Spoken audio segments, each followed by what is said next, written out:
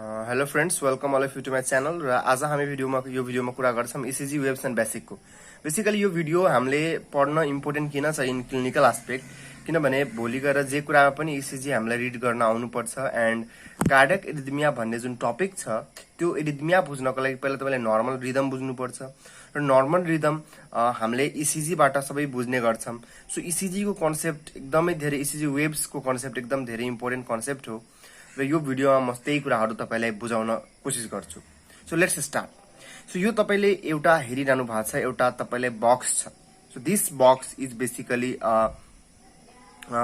Box that you will see in the ECG paper. एउटा ECG पेपरमा यस्तै box देखिन्छ तपाईलाई र यो बक्समा हेर्नुस्, तपाईलाई यतापट्टि यो बक्सले हामीले दुईटा एक्सिसमा सोच्नु पर्छ। यसको जुन होरिजोन्टल एक्सिस छ त्यसले बेसिकली टाइम रिप्रेजेन्ट गर्छ र भर्टिकल एक्सिस छ त्यसले भोल्टेज नापिरा हुन्छ। के नापिरा हुन्छ? भोल्टेज नापिरा हुन्छ। अब तपाईले के हेर्नुहुन्छ कि यो टोटल बक्स जुन छ, यो पुरै जति ठुलो एउटा बक्स छ, यो ठुलो बक्सलाई यो ओभरअल यो ठुलो बक्सलाई के हामी भन्छौँ त? We will call it large square box. Large square box. So large square box भनेको यो ठुलो बक्स। अब यो एउटा ठुलो बक्समा there are multiple small boxes. So एउटा ठुलो बक्समा के छ? मल्टिपल स्मल बक्सेस छ। सो लार्ज स्क्वायर बक्समा के हुन्छ? Multiple small boxes. Multiple small boxes. हेर साथीहरू, एउटा लार्ज स्क्वायर बक्समा मल्टिपल स्मल बक्सेस हुन्छ र हरेक बक्स जुन हुन्छ स्मल बक्स, त्यसको टाइम यानी कि त्यो इसिजी जति बेला त्यो इसिजी पेपरमा इसिजी मेसिनमा जान्छ त्यो एउटा बक्सले टाइम लिन्छ तपाईलाई 0.04 सेकेन्ड। कति त? 0.04 सेकेन्ड। र एउटा बक्सको जुन हाइट हुन्छ त्यो 1 mm हुन्छ है। सो भोल्टेज जुन हुन्छ, बेसिकली भोल्टेज भनेको 0.1 मिलिभोल्ट।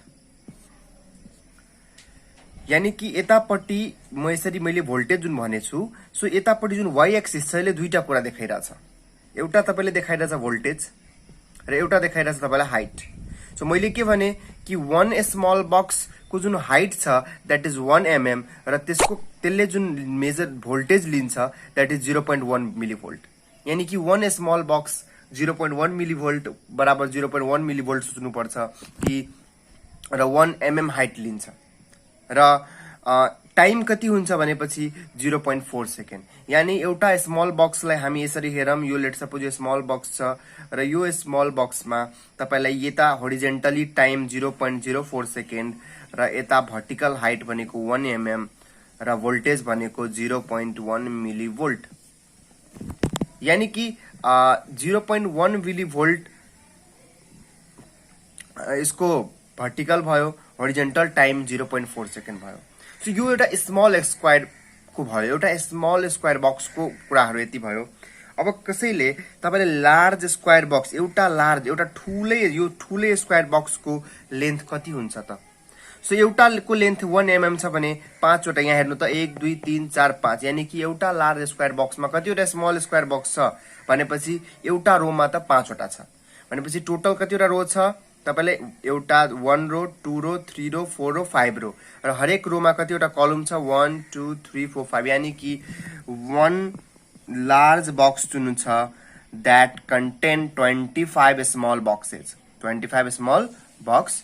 एउटा लार्ज बक्समा 25 वटा स्मल बक्स छ र हरेक बक्सको लेन्थ 1 mm छ है। अब यसको हाइट हेर्नु पर्दाखेरि हाइट त 1 mm 1 mm 1 mm 1 mm, यानी कि टोटल हाइट जुन भयो एउटा लार्ज स्क्वायर बक्सको दैट इज 5 mm। कति भयो त? 5 mm भयो। र अर्को कुरा, टोटल भोल्टेज जुन एउटा लार्ज स्क्वायर बक्सले लिन्छ दैट इज 0.5 मिलिभोल्ट र टाइम कति लिन्छ? सो हामीलाई सजिलो छ, एउटाले लिइरहेको थियो 0.04 सेकेन्ड। सो एउटा स्मल बक्स को लेन्थ थियो 0.04 सेकेन्ड, उसको टाइमिङ थियो 0.04 सेकेन्ड भनेपछि 5 वटा बक्स को टाइमिङ कति होला? सो 5 वटा एउटा एकचोटी यो ठुलो बक्समा त ओभरअलमा 5 चोटी रन गर्ने हो सबैको लागि। सो 0.04 into 5 यानी कि 0.2 सेकेन्ड, यानी कि 1 तपाईलाई लार्ज बक्सको जुन टाइमिङ हुन्छ द्याट इज 0.2 सेकेन्ड। अब यो कुरालाई अझै राम्ररी बुझ्नको लागि हामीले यो पेपरबाट पनि बुझ्छौँ। सो हेर्नुहोस्, यो मैले ECG को एउटा पेपर जस्तै देखाइरहेको छु तपाईलाई, र तपाईँ हेर्न सक्नुहुन्छ यो पिक्चरमा कि तपाईले यो ठुलो एउटा स्क्वायर बक्स देखिरहनु भएको छ। सो एउटा ठुलो स्क्वायर बक्स छ। सो दिज आर द ठुलो स्क्वायर बक्स, हेर्नु त ठुलो ठुलो ठुलो सबै स्क्वायर बक्सहरू देखिरहेछ, र हरेक ठुलो स्क्वायर बक्समा अघि पिक्चर बनाए जस्तै मल्टिपल स्मल बक्सेस छ। सो यो लेट सपोज यो एउटा यो ठुलो बक्स भयो, एउटा ठुलो बक्सलाई यहाँ राखेर हेर्दाखेरि मल्टिपल स्मल बक्सेस छ, र एउटा मल्टिपल स्मल बक्सलाई मैले so this is representing the large box and this is representing the small box. ठिक छ। सो तपाईले देख्नुभयो लार्ज बक्स यो र स्मल बक्स यो, स्मल बक्स। ठिक। अब मैले अघि जस्तै भने कि टोटल एउटा टोटली तपाईलाई लार्ज बक्सले टोटल कति सेकेन्ड खान्छ त 0.2 सेकेन्ड, र हाइट कति लिन्छ, एउटा स्मल बक्सले 1 mm थियो भने 5 वटा छ, एउटा 1 2 3 4 5 यानी कि 5 mm, र भोल्टेज कति हुन्छ, हरेकले खान्छ 0.1 मिलिभोल्ट, यानी कि 5 वटाले खायो 0.5 मिलिभोल्ट, यही लेखेछ। र एउटा स्मल बक्सलाई हेर्दाखेरि एउटा स्मल बक्सको हाइट कति हुन्छ 1 mm, र एउटा स्मल बक्सले टाइम कति खान्छ त 0.4 सेकेन्ड। ठिक छ। सो यहाँले त्यही लेखेछ, हेर्नुहोस् त्यही लेखेछ 1 mm इज इक्वल टु 0.1 मिलिभोल्ट, र यसले जुन टाइमिङ लिन्छ द्याट इज 0.04 सेकेन्ड, यानी कि एउटा ठुलो बक्सले टोटल टाइम कति लिएला। सो यो सबै कुरा भयो स्मल बक्सको, र यो कुराहरू छ लार्ज बक्सको। सो लार्ज बक्समा तपाईलाई टोटल हाइट भयो 5 mm, 0.5 मिलिभोल्ट र 0.2 सेकेन्ड। ठिक छ। So this is the ECG wave हैन, र ECG वेभमा तपाईले यो P भयो, यो Q, यो R, यो S र यो T। ठिक छ। तपाईले मजाले हेर्नुभयो P Q R S T। So P Q R S T यो सबै तपाईलाई ECG को वेभ्सहरु हुन्। सो पहिला P वेभले के डिनोट गर्छ, फर्स्ट कुरा म कुन वेभले के डिनोट गर्छ त्यो कुरा भन्छु। सो P वेभले डिनोट गर्छ तपाईलाई एट्रियल डिपोलराइजेसन, यानी कि जुन हाम्रो हार्ट छ, सो हार्टमा माथिल्लो कुराहरू एट्रिया र तल्लो कुरा भेन्ट्रिकल्स। सो एट्रिया जब डिपोलराइज हुन्छ त्यसको कारणले जुन वेभ बन्छ that wave is recorded in ECG in the form of P wave. त्यसलाई के को फर्ममा रेकर्ड गरिन्छ, P वेभ को फर्ममा रेकर्ड गरिन्छ। ठिक छ। अर्को वेभ छ तपाईलाई के त, हेर्नुस् P वेभ पछि तपाईलाई स्टार्टिङ अफ P वेभ देखि starting of the Q wave भनौं न हैन। So starting of P to starting of Q wave सम्म एउटा इन्टरभल हुन्छ, यसलाई हामी भन्छौं बेसिकली PR इन्टरभल। के भन्छ हामी त PR interval. So PR interval भनेको कहाँदेखि कहाँसम्म हुन्छ, starting of P to start of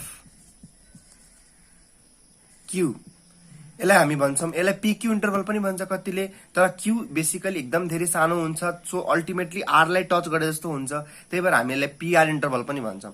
so simply तपाईले तर बुझ्नु के पर्यो कि P को पोइन्ट स्टार्टिङ देखि लिएर Q को स्टार्ट सम्मको जुन पोइन्ट हुन्छ त्यसलाई हामी PR इन्टरभल भन्छौं, और कतिले त्यसलाई PQ इन्टरभल पनि भन्छ।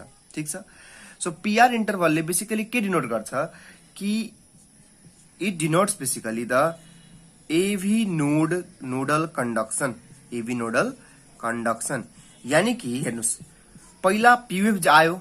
सो P वेभ भनेको कि साइनो अरिकुलर नोडले जुन करेन्ट फाल्यो, द इम्पल्स जुन उले फाल्यो, त्यो इम्पल्स फालेपछि एट्रिया जब डिपोलराइज भयो र त्यसको कारणले जुन वेभ निस्क्यो द्याट इज P वेभ, र त्यसपछि जुन P वेभ अल्टिमेटली जुन एट्रिया डिपोलराइज भएपछि the current goes to the AV node, र AV नोड पुगेन्जेल त्यो जति बेरसम्म AV नोडमा बस्छ त्यो कुरा त्यो त्यति बेलाको पोइन्ट अफ कुराहरू, र अगाडि जुन P वेभ आयो त्यो कुरा, त्यो सबैलाई एज अ होलमा हामी PR इन्टरभल भन्छौं।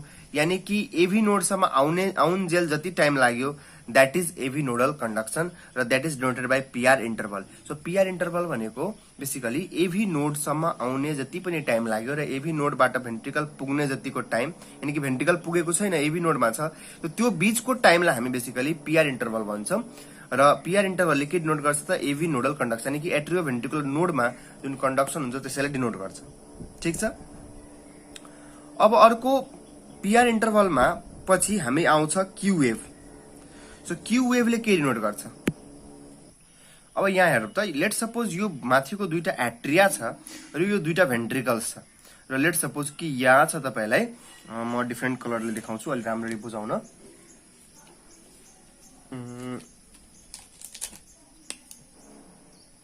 लेट सपोज यो एभी नोड छ, लेट सपोज यो साइनोअरिकुलर नोड छ र लेट सपोज कि these are the bundle branches and त्यसपछि तपाईलाई let suppose these are the Purkinje fibres. ठीक छ। अब साइनोअरिकुलर नोडबाट व्हेनेभर द इम्पल्स स्टार्ट्स, हैन, इम्पल्स जब ट्राभल गर्छ that will first of all cause the depolarization of atria and this atrial depolarization will produce the P wave. So P wave भनेको atrial depolarization.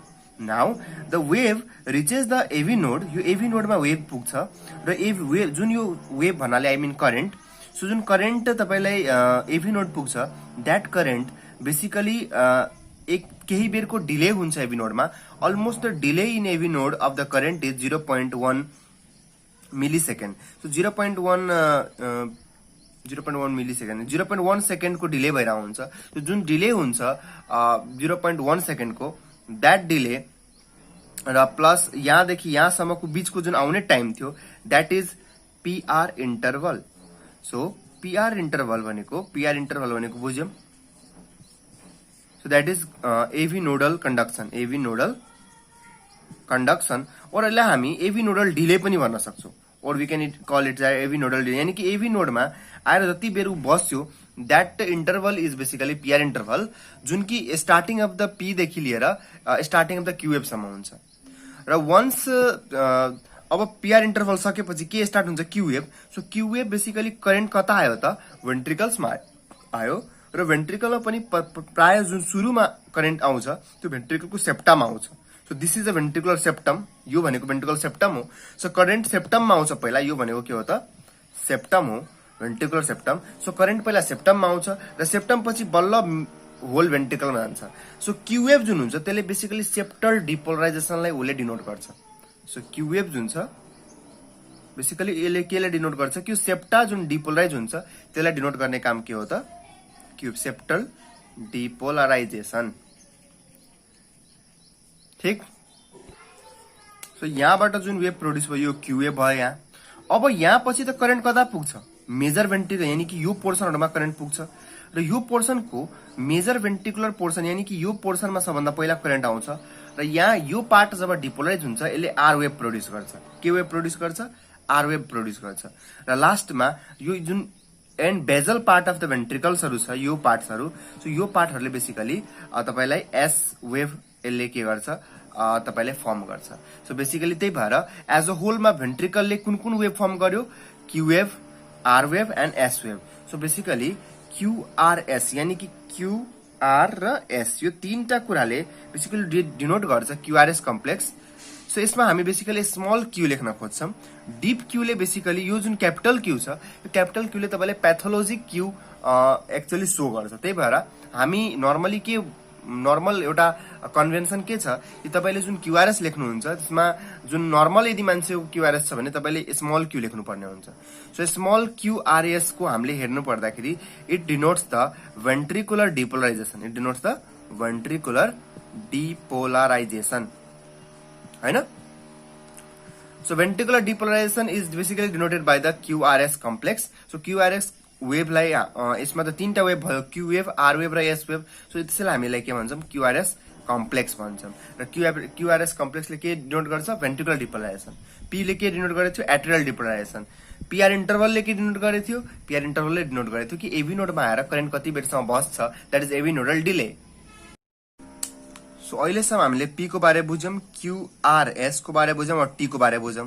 So T wave के हो? So T wave जुन हुन्छ यसले basically भेन्ट्रिकुलर रिपोलराइजेसनलाई यसले denote गर्छ। So जुन भेन्ट्रिकुलर अघि डिपोलराइज भएको थियो त्यो त रिपोलराइज पनि हुन्छ। सो भेन्ट्रिकुलर रिपोलराइजेसनलाई डिनोट गर्न कुन वेभ सो हुन्छ त टी वेभ सो गर्छ। सो अब कसैले सोध्छ मलाई कि हामीले एट्रियल रिपोलराइजेसन को लागि वेभ हेर्यौं पी वेभ, भेन्ट्रिकुलर डिपोलराइजेसन को लागि वेभ हेर्यौं क्यूआरएस वेभ, अनि अब टी वेभ जुन छ हामीले भेन्ट्रिकुलर डिपोलराइजेसन को लागि यानी कि भेन्ट्रिकुलर रिपोलराइजेसन को लागि हामीले हेर्यौं टी वेभ। अब कसैले सोध्ला एट्रियल रिपोलराइजेसन के हुँदैन त? एट्रियल रिपोलराइजेसन के हुँदैन त भनेपछि एट्रियल रिपोलराइजेसन हुन्छ, तर एट्रियल रिपोलराइजेसनको वेभ देख्दैन, किनभने एट्रियल रिपोलराइजेसन जुन बेला भइरहेको थियो त्यति बेला भेन्ट्रिकुलर डिपोलराइजेसन भइरहेको थियो। हेर्नुस् के मैले भने, जति बेला एट्रियाको रिपोलराइजेसन हुन्छ त्यति बेला भेन्ट्रिकुलरको डिपोलराइजेसन पनि हुन्छ। यानी कि जति बेला क्यूआरएस फर्म भइरहेको थियो त्यही बेला एट्रियाहरू रिपोलराइज भइरहेको थिए। त्यही भएर अब इसिजी मेसिनले कुनै एउटा भोल्टेज रेकर्ड गर्छ। सो कुन रेकर्ड गर्छ? जुन भोल्टेज बढी हुन्छ त्यो रेकर्ड गर्छ। सो क्यूआरएस को भोल्टेज जुन थियो त्यो बढी थियो in comparison to atrial voltage, त्यही भएर एट्रियाको रिपोलराइजेसनलाई उसले रेकर्ड गर्न सकेन हैन। तर त्यति बेला के गर्यो, भेन्ट्रिकुलर डिपोलराइजेसनले बेसिकली एट्रिया रिपोलराइजेसनलाई मार्क्स गर्दै थियो। सो द्याट्स वाइ हामीले एट्रिया रिपोलराइजेसन हेर्न सकेन।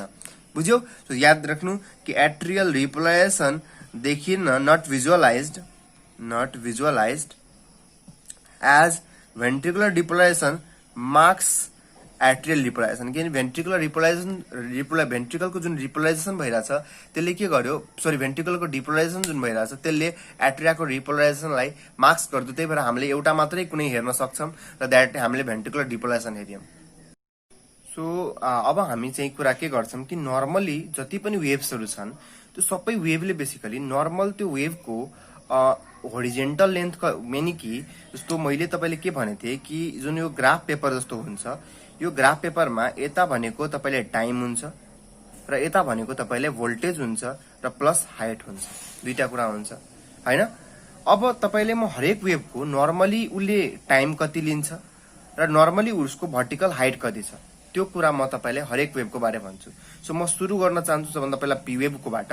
सो पी वेभले बेसिकली तपाईले टाइम लिन्छ लेस देन 125 मिली सेकेन्ड। यो कुरा कसरी बुझ्ने? सो मैले सुरुमै तपाईले भने कि 1 small square is equal to कति त 0.04 सेकेन्ड। सो 1 स्मल स्क्वायर बराबर थियो 0.04 सेकेन्ड। 0.04 सेकेन्ड भनेको 40 मिली सेकेन्ड हो। के हो त? 40 मिली सेकेन्ड हो। र बेसिकली पी वेभ जुन हुन्छ त्यसले धेरै भन्दा धेरै 3 वटा स्मल स्क्वायर बक्समा फिट हुनु पर्ने, यानी कि the P wave should fit in less than 3 small square box. That is P wave को जुन टाइमिङ हुन्छ दैट इज लेस देन 120 मिली सेकेन्ड। हेर्नुस् त, एउटा बक्सले 40 मिली सेकेन्ड टाइम लिन्छ भने 3 वटा बक्सले कतिवटा टाइम लिन्छ?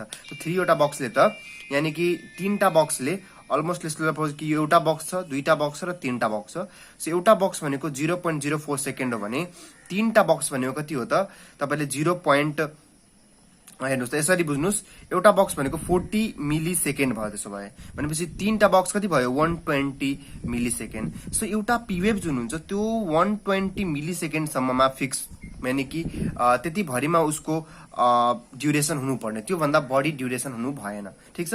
So P wave should fit in less than 3 small square box. अब यो कुराले म एउटा अर्को फिगरबाट पनि बुझाउँछु जसले तपाईले बुझ्न अलिक सजिलो पार्न सक्छ। हेर्नुस् त, यो पिक्चरमा तपाईले यो पिक्चरमा हेर्नुस् त, तपाईले हेर्नुस् त, यो तपाईले एउटा स्मल स्क्वायर बक्स देखिरहनु भएको छ, यो अर्को स्मल स्क्वायर बक्स छ र यो अर्को। हेर्नु त, यहाँ यसरी विचार गर्नुस्,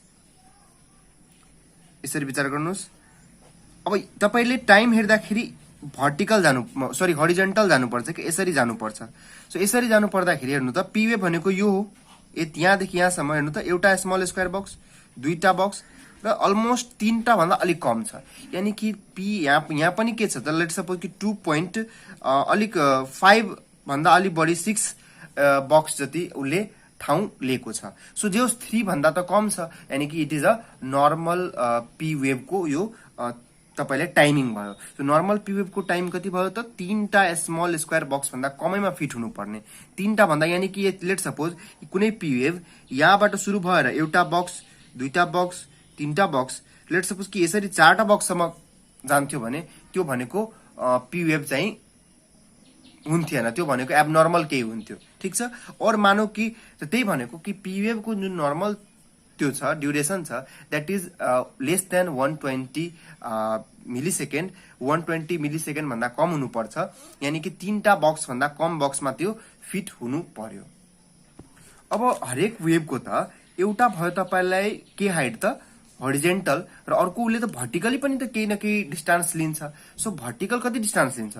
so vertical distance should be less than 2.5 mm, यानी कि 2.5 mm भनेको एउटा बक्स, दुईटा बक्स, किनभने 1 box equal to 1 mm, 1 small box equal to, यानी कि अलमोस्ट 2.5 वटा बक्स भन्दा कमै वटा बक्समा त्यो फिट हुनुपर्ने उसको भर्टिकल हाइट।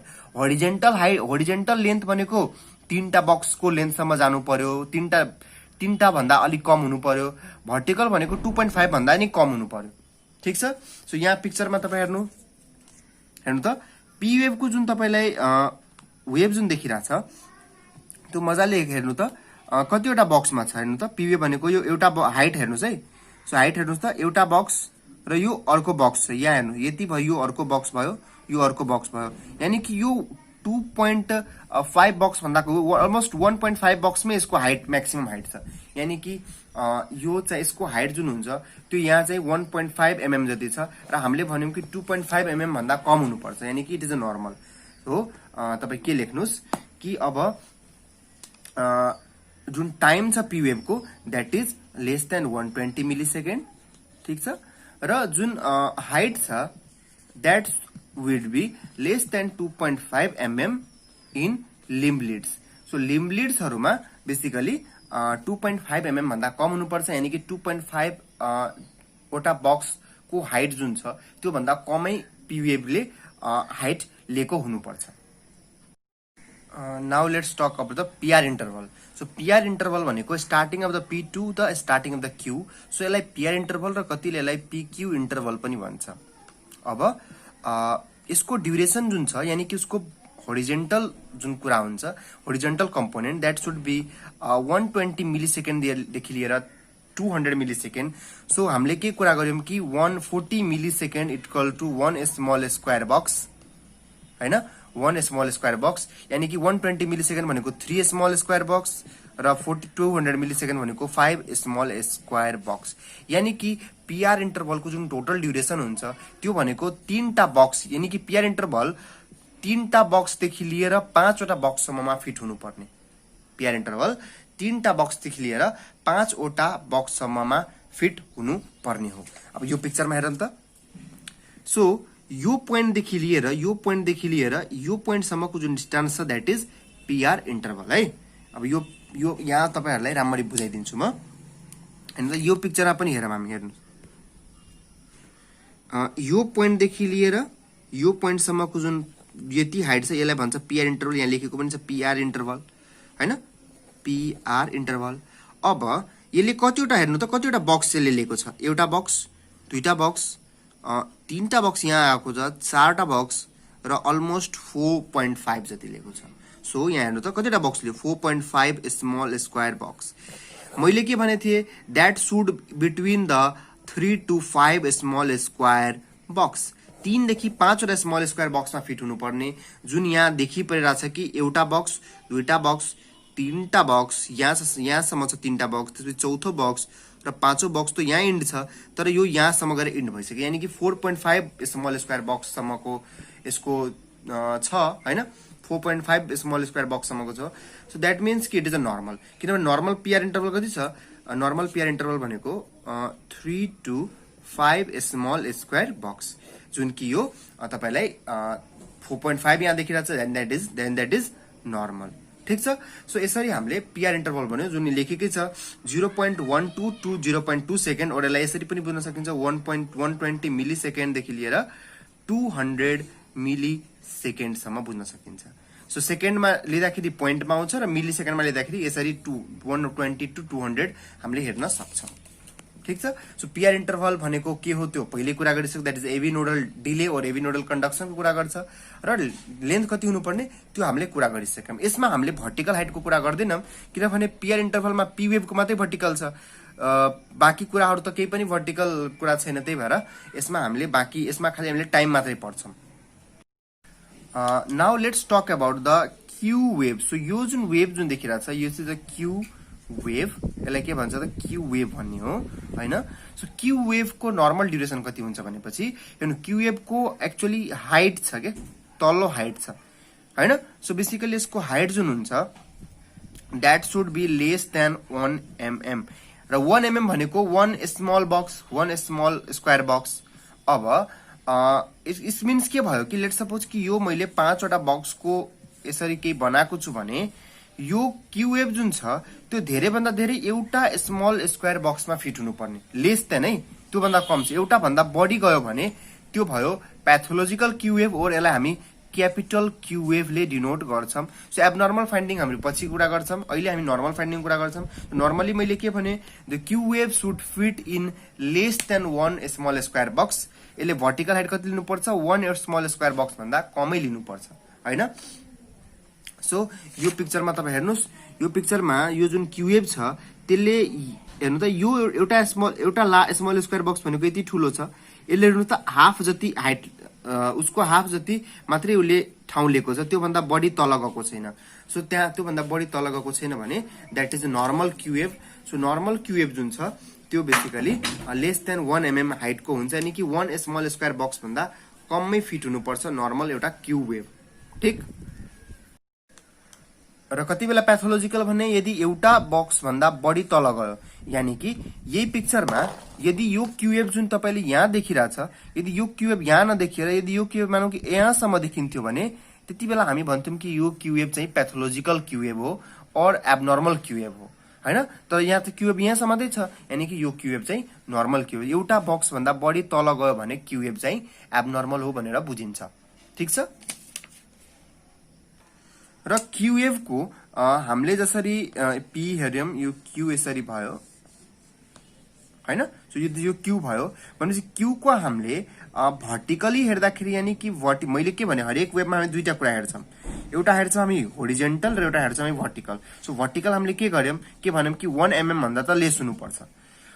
होरिजेन्टल यानी कि उसको टाइम कति छ, सो उसको क्यू वेभ को जुन ड्युरेसन छ that should be also less than 40 मिली सेकेन्ड, यानी कि 40 मिली सेकेन्ड भन्दा कमै हुनुपर्छ क्यू वेभ को ड्युरेसन। यानी कि एउटा बक्स भित्रै फिट भएको छ र एउटा बक्स भित्र फिट भएको छ भने कि यसको यो पनि जुन डाइरेक्सन छ यो एउटा मात्रै फिट हुन्छ, यो तपाईले दुईटा तीनटामा क्यू वेभ जाँदैन। सो उसको जुन टाइमिङ पनि छ द्याट इज लेस देन 40 मिली सेकेन्ड। सो होरिजेन्टल भयो 40 मिली सेकेन्ड भन्दा कम र भर्टिकल भयो 1 mm भन्दा कम। अब हामी कुरा गरौं क्यूआरएक्स कम्प्लेक्स को। सो क्यूआरएक्स कम्प्लेक्सले एज अ होलमा यो पोइन्ट देखि लिएर यो पोइन्ट सम्ममा उले ड्युरेसन कति लिन्छ त। सो ड्युरेसन जुन हुन्छ त्यो हामी होरिजेन्टली हेर्छौं र लेन्थ जुन हुन्छ त्यो हामी भर्टिकल हेर्छौं। सो ड्युरेसन कति लिन्छ, सो त्यो ड्युरेसन लिन्छ तपाईलाई अलमोस्ट 80 मिली सेकेन्ड देखि लिएर 100 मिली सेकेन्ड को ड्युरेसन लिन्छ। यानी कि 2 स्मल स्क्वायर बक्स देखि लिएर 2.5 स्मल स्क्वायर बक्समा अलमोस्ट फिट हुने तपाईले काम गर्छ QRS complex. So QRS complex धेरै भन्दा धेरै 2 स्मल स्क्वायर बक्स देखि लिएर 2.5 स्मल स्क्वायर बक्समा फिट हुने गर्छ। सो यो कुरालाई पनि हामी ईसीजी बाट बुझ्छौं। सो यहाँ ईसीजी देखाइरा छु तपाईलाई, हेर्नुस् त यो ईसीजी पेपर हो हैन।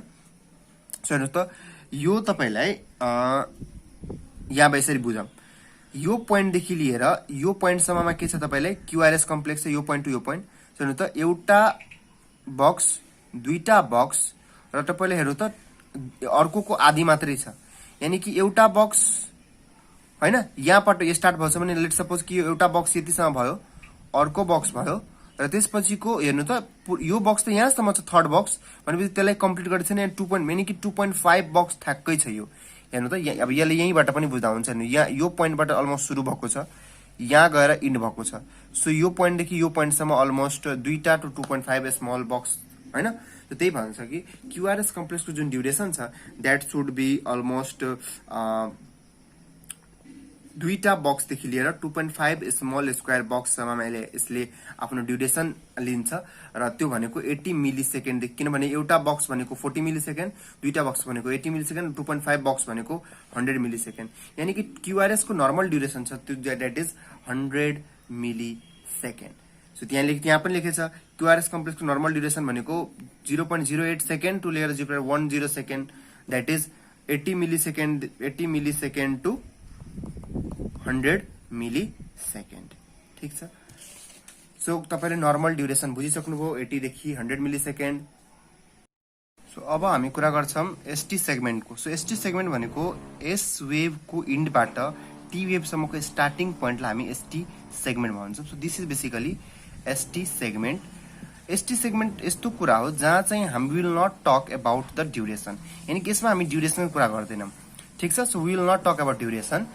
यो यस्तै लिएकै छ कि एसटी सेगमेन्ट भनेको एउटा आइसोइलेक्ट्रिक सेगमेन्ट हो, आइसोइलेक्ट्रिक सेगमेन्ट जहाँ चाहिँ इलेक्ट्रिकल एक्टिभिटी हुँदैन, यतिकै ग्राफ पेपर रन मात्रै गर्छ, कुनै पनि इलेक्ट्रिकल एक्टिभिटीहरु भइरहेको हुँदैन। त्यही भएर यहाँ हामी ड्युरेसनको कुरा गर्दैनौं। बेसिकली हामी बरु के कुरा गर्छौं एसटी सेगमेन्टको डिप्रेसन और एसटी सेगमेन्टको एलिभेसन। सो एसटी सेगमेन्टमा जहिले पनि दुईटा कुरा हुन्छ, कि त एलिभेसन कि त डिप्रेसनको कुरा गरिन्छ। यसमा चाहिँ ड्युरेसनहरुको केही पनि कुरा गर्दैन। सो एसटी सेगमेन्टमा खासै जान्नुपर्ने केही पनि छैन। ड्युरेसन एलिभेसन र डिप्रेसनको कुरा त छुट्टै छ नै हैन, त्यो पछि कुरा गरौँला। तर अहिलेको लागि के राख्नुस् कि एसटी सेगमेन्टमा we will not talk about any duration. बरु हामी कुरा गर्छौं क्यूटी इन्टरभलको। सो क्यू वेभको स्टार्टिङ देखि लिएर टी वेभको इन्डसम्म जुन इन्टरभल हुन्छ यसलाई भन्छ क्यूटी इन्टरभल। सो क्यू वेभको स्टार्टिङ देखि लिएर टी वेभको इन्डसम्मलाई भन्छ क्यूटी इन्टरभल। र क्यूटी इन्टरभल जुन हुन्छ बेसिकली द्याट शुड बी 360 मिली सेकेन्ड देखि लिएर 400 मिली सेकेन्ड। सो 360 मिली सेकेन्ड भनेको 9 स्मल स्क्वायर बक्स देखि लिएर 400 मिली सेकेन्ड भनेको 10 स्मल स्क्वायर बक्स, यानी कि 9 स्मल स्क्वायर बक्स देखि लिएर 10 स्मल स्क्वायर बक्ससम्ममा क्यूटी इन्टरभल फिट हुनु पर्ने हो हैन।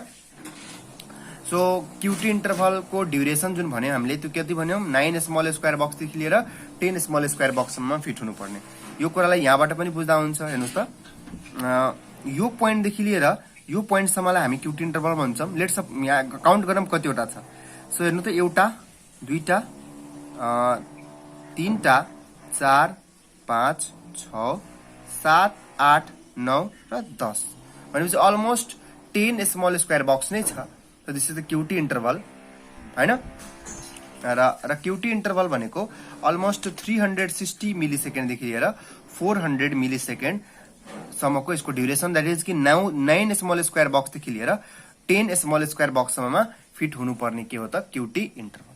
ठीक छ, सो QT इन्टरभल जान्न जरुरी थियो। यसपछि हामी जान्छौं टी वेभको बारे। अब टी वेभ बारे हेरौं। सो टी वेभ जुन छ यो टी वेभ देखिरहेछ तपाईलाई। यो टी वेभमा तपाईलाई हाइट बुझ्नु पर्छ। यो टी वेभले कति हाइटसम्म उक्टिन्छ। यो टी वेभको हाइट भनेको कुनै पनि वेभमा हामीले भनेको थियो दुईटा कुरा हेर्ने, एउटा ड्युरेसन हेर्ने, एउटा हाइट हेर्ने। सो हाइट जुन छ that should be less than 10 mm in chest lead र less than 5 mm in limb leads. So limb लिडमा 5 mm भन्दा कम। सो एउटा बक्स स्मल बक्सको हाइट हुन्छ 1 mm। सो 5 वटा स्मल बक्स भनेको 5 वटा स्मल बक्स भन्दा कम हुनुपर्छ लिम लिडमा, र चेस्ट लिडमा 10 mm भन्दा कम हुनुपर्छ। हेर्नुस्, यहाँ लिडमा कन्फ्युज भइरहेछ भने तपाईले लिडको भिडियो छुट्टै छ मेरो इसिजी लिड्सको, त्यो भिडियो हेर्नुपर्छ त्यो लिडको कन्सेप्ट बुझ्न। यहाँ म तपाईहरुले के भन्छु कि जे होस् हाइट जुन हुन्छ त्यो लिम लिडमा 10 mm भन्दा यानी कि 10 स्मल बक्स भन्दा कम र लिम लिडमा 5 वटा स्मल बक्स भन्दा कम।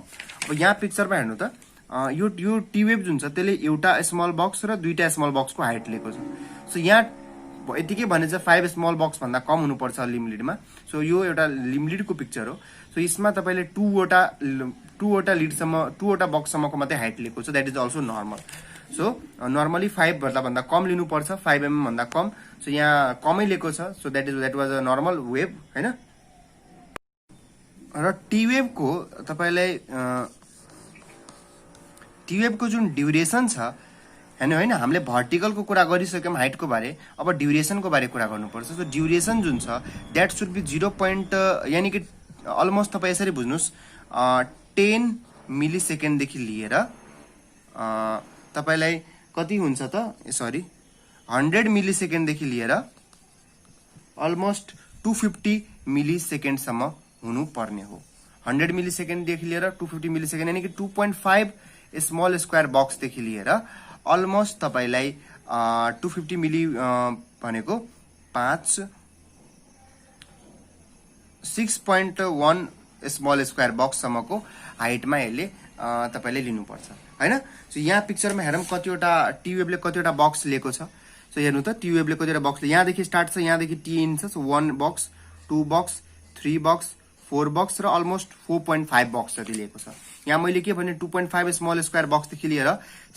6 वटा बक्ससम्म और 6.1 वटा बक्ससम्म यसको ड्युरेसन हुनुपर्ने द्याट इज 100 मिली सेकेन्डदेखि लिएर 250 मिली सेकेन्डसम्म यसलाई 40 ले डिभाइड गरेर हेर्नुहोस् कतिवटा बक्स आउँछ हैन यहाँ मेबी यो म्याथमेटिकल क्याल्कुलेसन रङ पनि हुन सक्छ सो अलमोस्ट यतिवटा बक्स छ जुन हामीले फिगरमा हेर्यौं 5 वटा बक्स अलमोस्ट 4.5 वटा बक्स थियो एउटा बक्स दुईटा तीनटा चारटा र अलमोस्ट 4.5 बक्स सो 2.5 देखि 6 वटा बक्स हुन्छ यसको ड्युरेसन अफ यो के भयो टी वेभको ड्युरेसन भयो सो यसरी हामीले सबै वेभको चाहिँ ड्युरेसन और एरियम हैन अब यसपछिको भिडियोमा हामी हेर्छौं basically how to calculate the rate rhythm so त्यो नर्मल क्याल्कुलेसनहरु पहिला म सिकाउँछु र त्यसपछि मेन कार्डियक रिदममा जान्छ thank you for watching this video